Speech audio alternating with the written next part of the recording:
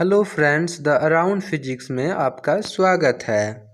आज हम पढ़ने वाले हैं गति मोशन के बारे में। गति किसे कहते हैं, गति की परिभाषा क्या है, गति के प्रकार कितने हैं, गति के समीकरण और गति के नियम के बारे में। गति के नियम क्या है?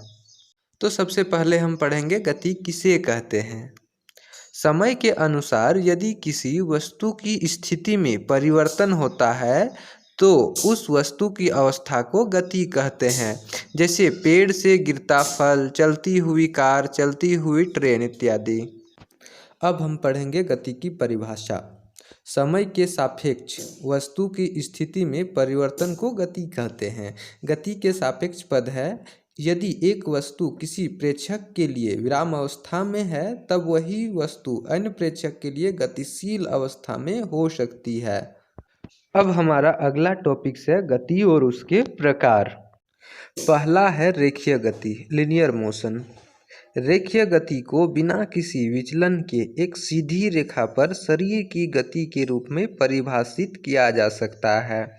रेखीय गति के महत्वपूर्ण उदाहरण है एक एथलीट एक पार्क के सीधे ट्रैक पर चल रहा है। एक पिस्तौल से चली गोली हमेशा एक सीधी रेखा में चलती है। दूसरा है एक समान गति, यूनिफॉर्म मोशन। एक शरीर को एक समान गति की स्थिति में कहा जाता है जब यह समय के बराबर अंतराल में समान दूरी को कवर करता है। ऐसे मामलों में यदि हम ग्राफ पर गति का प्रतिनिधित्व करते हैं तो यह एक सीधी रेखा होगी। एक समान गति के सामान्य उदाहरण है स्थिर गति से सीधी सड़क पर चलती कार, स्थिर गति पर एक निर्धारित ऊंचाई पर उड़ता विमान। तीसरा है नॉन यूनिफॉर्म गति।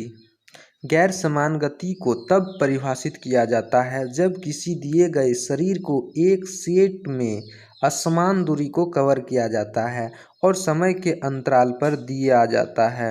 यदि आप एक ग्राफ पर गैर समान गति में घूम रहे शरीर के मार्ग का प्रतिनिधित्व करेंगे तो यह एक घुमावदार रेखा होगी। गैर समान गति के उदाहरण है सड़क पर चलने वाला व्यक्ति, स्वतंत्र रूप से गिरने वाला शरीर, विभिन्न गति सीमाओं पर चलती ट्रेन। चौथा है आवधिक गति, पीरियोडिक मोशन। एक गति जो समय के बराबर अंतराल के बाद खुद को दोहराती है आवधिक गति के रूप में जानी जाती है। आमतौर पर इस गति के अंतर्गत आने वाली वस्तुएं ज़्यादातर फ्री मोशन में होती है। आवधिक गति के उदाहरण एक चलती हुई पेंडुलम। पांचवा है अनुवाद की गति, ट्रांसलेशनल मोशन। जब किसी वस्तु के सभी भाग एक निश्चित समय में समान दूरी को स्थानांतरित करता है तो संक्रमणकालीन गति के रूप में माना जाता है। उदाहरण के लिए एक ट्रैक पर चलती एक साइकिल, सड़क पर एक आदमी, आकाश में उड़ते हुए पक्षी। छठा है वृत्तीय गति, सर्कुलर मोशन। जब कोई वस्तु लगातार एक मार्ग में घूम रही होती है तो उसे वृत्ताकार गति कहा जाता है। यह परिपत्र गति वस्तु की गति स्थिर होनी चाहिए। वृत्तीय गति के उदाहरण है अपनी धुरी पर पृथ्वी की गति, एक साइकिल या पार्क के एक वृत्ताकार ट्रैक पर चलती हुई कार, पृथ्वी के चारों ओर चंद्रमा की गति। सातवां है घूर्णी मोशन, रोटेशनल मोशन। घूर्णी गति को तब परिभाषित किया जा सकता है जब कोई वस्तु अपनी धुरी के साथ चलती है और उसके सभी हिस्से एक निश्चित अवधि में अलग दूरी के लिए चलते हैं। इस प्रकार यदि कोई वस्तु घूर्णी गति के अधीन है तो उसके सभी भाग एक ही समय के अंतराल में अलग अलग दूरी तय करेगी। अब हम पढ़ेंगे गति की समीकरण, मोशन ऑफ इक्वेशन के बारे में। गति की मुख्य रूप से 3 समीकरण होती है जो निम्नलिखित है। गति के प्रथम समीकरण। गति के प्रथम समीकरण के अनुसार वस्तु पर लगाया गया अंतिम वेग उस पर लगाए गए प्रारंभिक वेग तथा त्वरण और समय के गुणनफल के योग के बराबर होता है।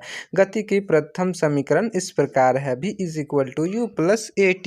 s विस्थापन, u आरंभिक वेग, v अंतिम वेग, a अपरिवर्तनशील त्वरण, t समय है। गति की द्वितीय समीकरण।